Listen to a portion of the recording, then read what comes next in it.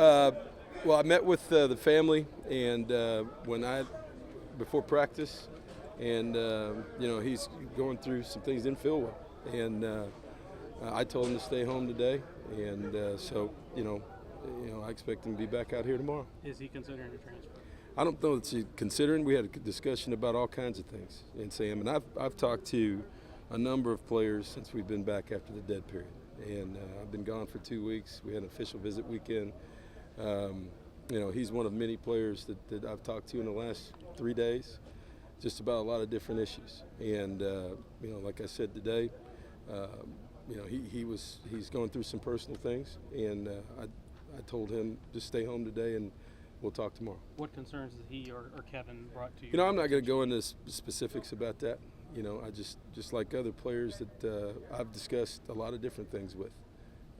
Positively and negatively, not just with him, but with a number of other players in the last 3 days. And those are of a personal nature, and the discussions have been good.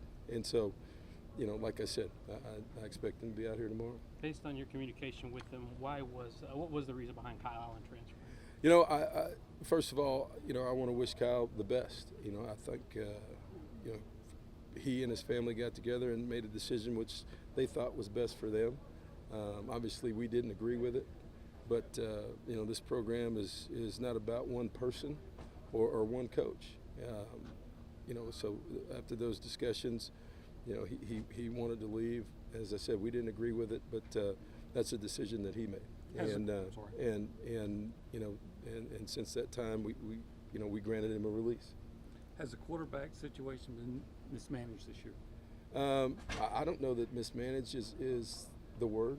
I think that there's some question, obviously, when you have, at any position, when you have a number of players that have left. And, we've only had one player that's left at this point. So to speculate on mismanagement, to speculate on one guy leaving at this point is I don't think that's right. Where we stand right now is we've got one guy who has asked for a release, and that's where we are. How surprised were you at Kyle's decision? I was a little bit, just to be honest with you, and just because the timing was more surprising than the decision.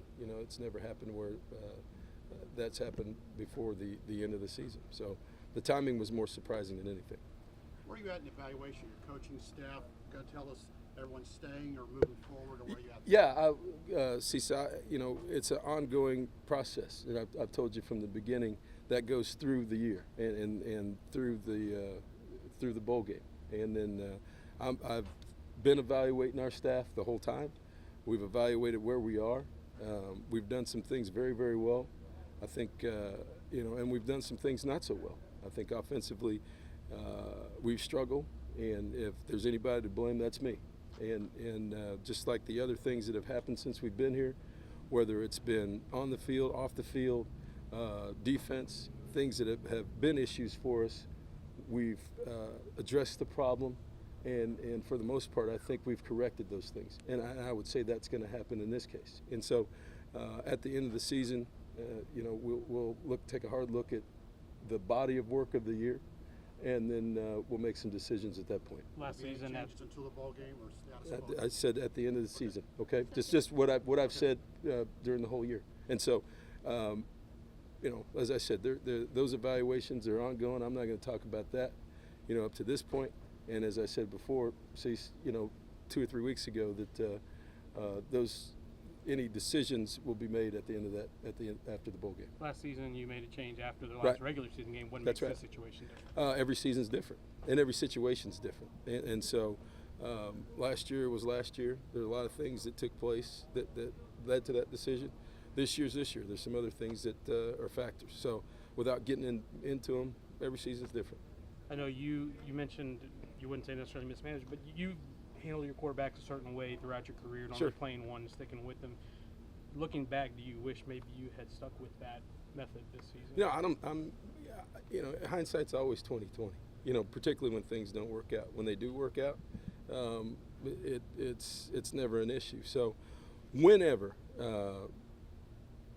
any kind of adversity hits or there's a problem, the process is always going to be scrutinized.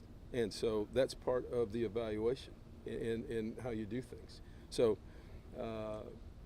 from that standpoint, this job and this team, everything pays off on results.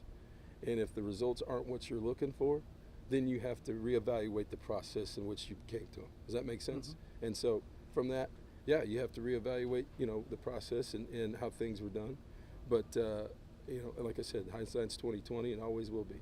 How much of the struggle of this offense is attributed to the rest of the offense and not just the quarterback play?